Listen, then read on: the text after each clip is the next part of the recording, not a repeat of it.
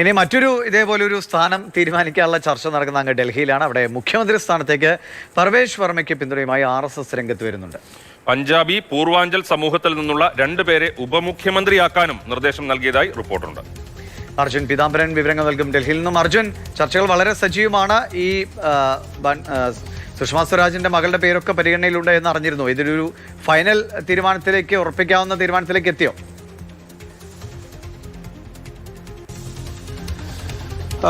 രാജീവ്, ദിവിഷ്, ഒരു നിയുക്ത MLA തന്നെ മുഖ്യമന്ത്രിയായി വരണമെന്നുള്ള ആഗ്രഹമാണ് ഡൽഹി കേന്ദ്ര നേതൃത്വത്തിനും സംസ്ഥാന നേതൃത്വത്തിനും ഉള്ളത്. അതിൻ്റെ ഭാഗമായിട്ടുള്ള ചർച്ചകളാണ് പുരോഗമിച്ചുകൊണ്ടിരിക്കുന്നത്. കഴിഞ്ഞ ദിവസം BJP നേതൃത്വം RSS നേതൃത്വത്തിനോട് അഭിപ്രായം തേടിയിരുന്നു. അതിലാണ് ഇപ്പോൾ പർവേഷ് വർമ്മ തന്നെ മുഖ്യമന്ത്രിയായി വരണമെന്ന അവരുടെ ആഗ്രഹം അവർ പങ്കുവെച്ചത്.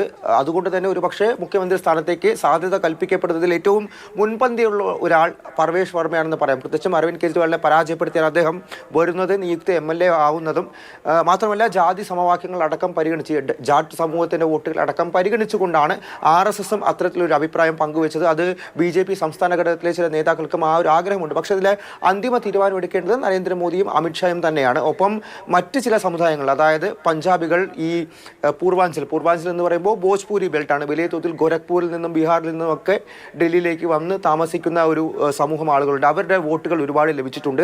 പഞ്ചാബികളുടെ വോട്ട് BJPക്ക് ഒരുപാട് ലഭിച്ചു. ഒപ്പം തന്നെ ബനിയ, ഈ കച്ചവടക്കാരുടെയും എല്ലാം തന്നെ വോട്ടുകൾ ഒരുപാട് ലഭിച്ചിട്ടുണ്ട്. ഈ കാര്യങ്ങളെല്ലാം പരിഗണിച്ചാണ് 2 ഉപമുഖ്യമന്ത്രിമാരെ കൂടി കൊണ്ടുവരാം. അത് പഞ്ചാബി അതുപോലെ ഈ പൂർവാഞ്ചൽ സമൂഹത്തിൽ നിന്നുള്ളവരാവണം എന്നുള്ള കാര്യം കൂടി ഇപ്പോൾ ഒരു പരിഗണനയായിട്ട് എടുത്തിരിക്കുന്നത്.